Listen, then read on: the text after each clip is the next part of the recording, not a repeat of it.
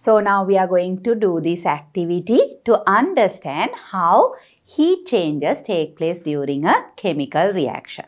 So to understand that, I have two chemical substances. One is sodium hydroxide. You all know it's a base. And here I have ammonium chloride. That's a salt. So first what we have to do is we need to take two beakers, 100 centimeter cube beakers. Into that, to about half the volume of the beaker, we need to take distilled water. So into both the beakers, I'll take equal volumes of water. We don't need to measure the volumes. It's just that they need to be equal volumes. So now that I have the two beakers with water, then I have the thermometer and the glass rod. You all know the purposes. Glass rod is used to mix the solution well, and the thermometer to get the temperature reading. So to this, I will add initially, before I add the substance, we will take the reading of the thermometer. So here you can see the temperature reading. It's 25 degrees. So that's the temperature of water. So after that, I will be adding the sodium hydroxide.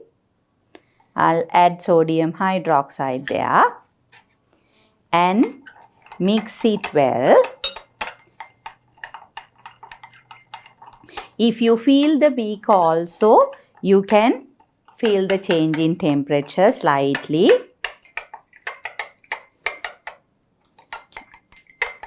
So when I feel the beaker also, it feels a bit warm. But to get a proper understanding, we need to take the temperature reading. So here you can see it dissolves well.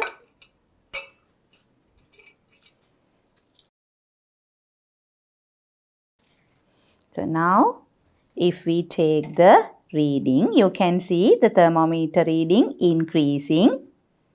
Can you all observe it? It will go up and come to a final value. So here you can see, students, the thermometer reading has come to 35 degrees Celsius. So initially it was 25 degrees Celsius. Now after dissolving only a small amount of sodium hydroxide. Still there is sodium hydroxide remaining there. So if I dissolve further more sodium hydroxide, you can see the temperature rising. So here at the moment you can see the temperature has risen to 35 degrees Celsius. So in this particular chemical reaction or chemical change, dissolving of sodium hydroxide in water, the temperature increases. That means heat is evolved. So then we will be using the next chemical substance, that is ammonium chloride, that I have here. Again for this, we will take the initial temperature reading.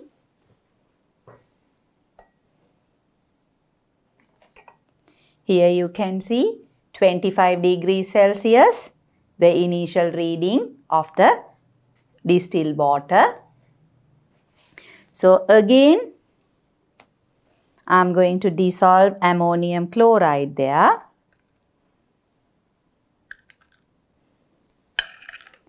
Even when I put the ammonium chloride in from the beaker, students, you all can observe.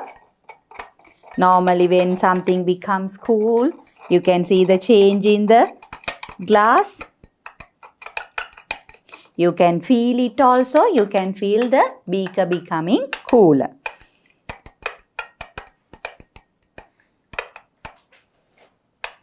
So after dissolving it, if we take the thermometer reading, you can see the temperature dropping.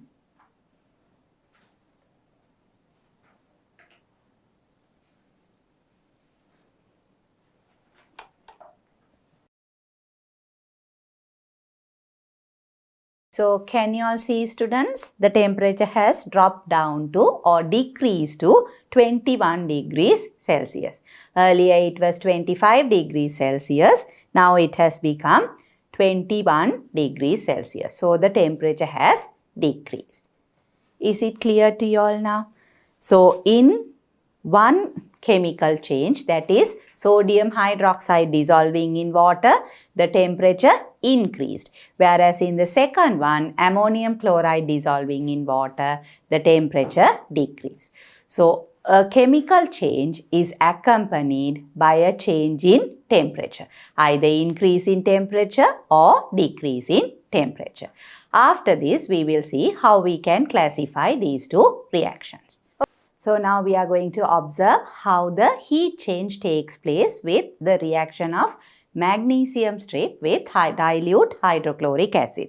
So here I have the clean magnesium strips here and also small pieces of magnesium strip as well as the dilute hydrochloric acid solution. From this I am going to take about 10 milliliters of hydrochloric acid into this other small beaker. So again here we are not doing a quantitative measurement. So approximately I have taken 10 centimeter cubes of HCl. So after that we have to measure the temperature, initial temperature of the hydrochloric acid solution. So can you all see the initial temperature, students? It's 27 degrees Celsius. So then I am going to add the magnesium strips into it. Small pieces because they can react better. So here as I put the magnesium strip, you can see the evolving of hydrogen gas. You know the reaction between magnesium and hydrochloric acid. While it is reacting, you can see the evolving of hydrogen gas, but you have to observe the change in temperature. So you have to look at the thermometer clearly. Can you all see the temperature rising? Now it is closer to 30 degrees. So you can see, students, it has risen up to 30 degrees Celsius. But still the magnesium strip is reacting.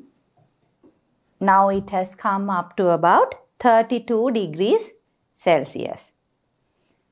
So initially the temperature was 27 degrees Celsius. Now the temperature has become 32 degrees Celsius. So in this reaction also, the reaction between hydrochloric acid and the magnesium strip, you saw that the temperature increases. We will be discussing these types of reactions and they are known as exothermic reaction because the temperature increases due to the release of heat from the reactant. So students, now we are going to observe the heat change that takes place when citric acid reacts with sodium bicarbonate. So here you can see this is citric acid and here I have sodium bicarbonate. So now I am going to prepare the two solutions separately and take the temperature reading of the solutions individually. To do that, I need about 10 centimeter cubes of the solution. So 10 centimeter cube of water into both the beakers.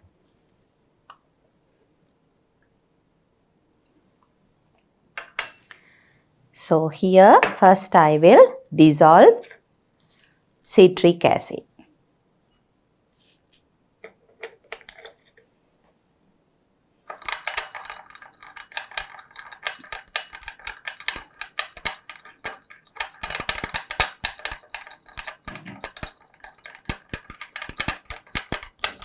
So here you can see actually when citric acid dissolves also,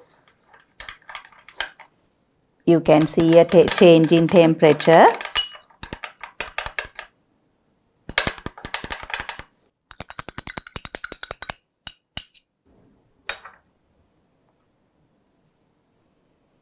So if we take the initial temperature of citric acid, you can see, students, the temperature of citric acid is 23 degrees Celsius. Similarly, I will have to dissolve sodium bicarbonate in this.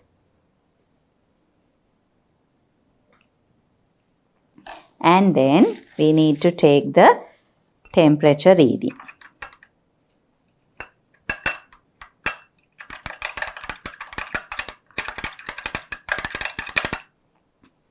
So now I will take the temperature reading of sodium bicarbonate.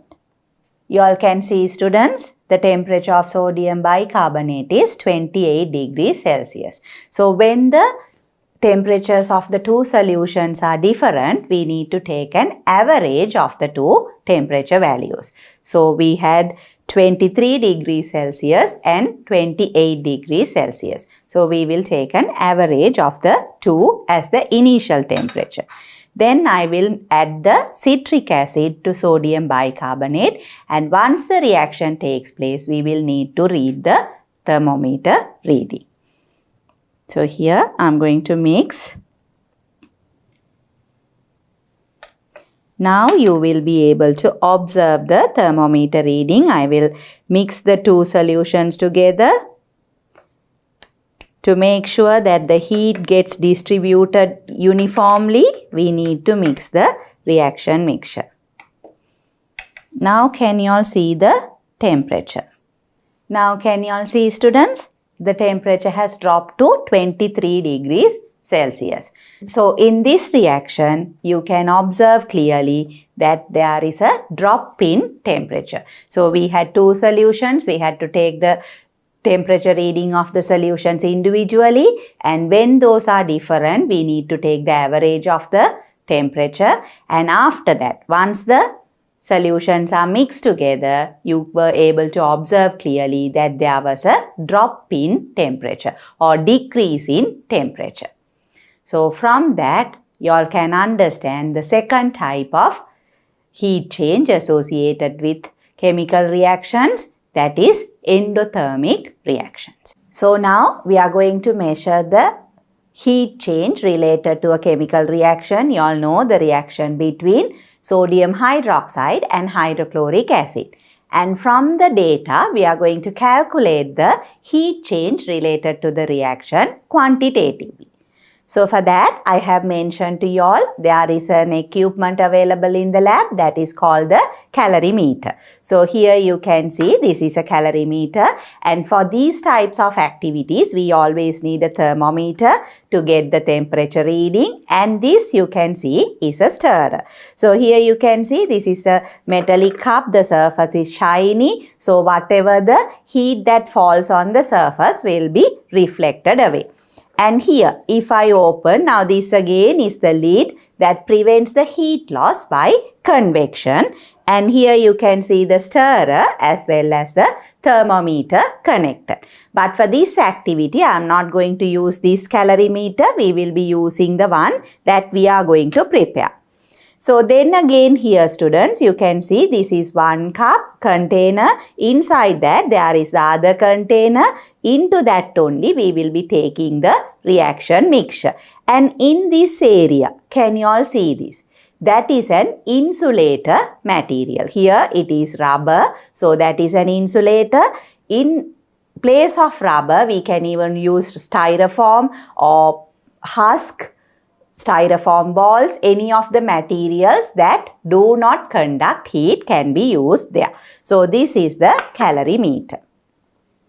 I will keep that aside. You can either use this for the activity, or here I have these disposable styrofoam or polystyrene cups. These are disposable cups which do not conduct heat. So what we will do is we'll take one cup. Into that we place another cup. So you can see this is an insulator material, this is an insulator material, and in between there is air. Air is also an insulator. So because of that, heat will not be transferred from the reaction mixture to the environment or will not be absorbed from the environment by the reaction mixture.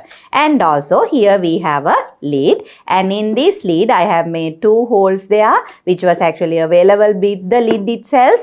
This is a plastic lid. We can also use a styrofoam lid, and into that we need to insert the glass rod and the thermometer. Okay. So to start off the activity, we have the two solutions. We need to take 2 moles per decimeter cube solution of sodium hydroxide, which I have already taken, and the volume is 50 centimeter cubes. And here you can see I have measured 50 centimeter cubes of 2 moles per decimeter cube solution of hydrochloric acid. So acid-base neutralization reaction. So what do we need to do first? We need to take the temperature reading. So first I will take the temperature of the base solution. So here students, can you all see the temperature of the sodium hydroxide solution? It's 22 degrees Celsius. That is because I prepared it earlier and it has come to equilibrium. So it's at the room temperature here, 22 degrees Celsius. So after we take that temperature reading, do we insert it into the acid? No, we have to wash it so that the two solutions don't mix prior to the reaction. So to do that, I will transfer the acid solution also into the small beaker. Then we will take the temperature reading there. Now can you all see the temperature reading? That is also 22 degrees Celsius. So as I told you all students, because we have prepared the solutions some time ago, they have come to the room temperature and the two solutions have equal temperature. Otherwise, you will have to take the initial temperatures and take an average value of the two temperatures. So now what I am going to do is I am going to transfer the two solutions. So first the base. So after that, I will transfer the acid solution and immediately close the lid. Into one side I will insert the glass rod and the thermometer. We will have to mix the solution in order for the heat change to occur.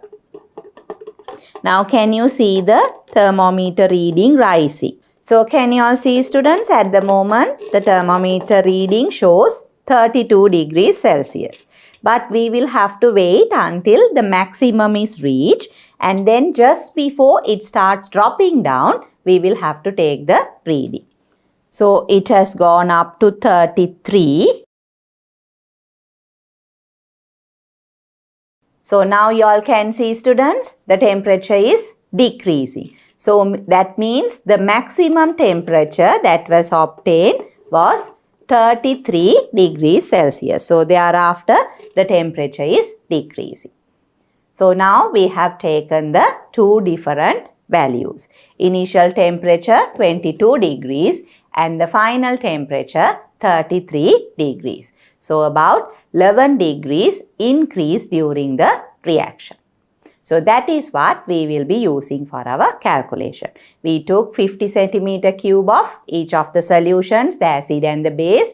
So the total volume is 100 centimeter cubes and the initial temperature 22 degrees Celsius and the final temperature 33 degrees Celsius. So using these values, we can calculate the heat change.